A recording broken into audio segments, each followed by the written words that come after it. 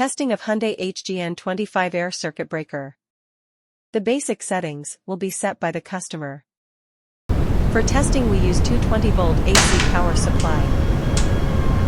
First we trip the breaker manually.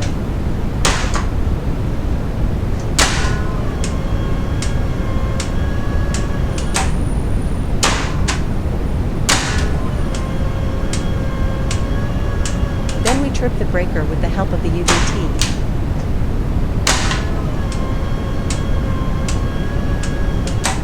Next we perform a short time delay test and the breaker trips almost instantly.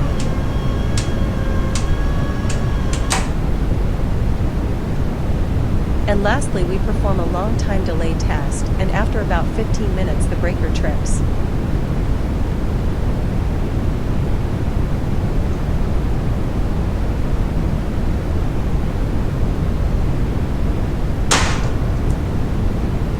It is now clear that the ACB air circuit breaker is working successfully and is ready to be delivered to the client.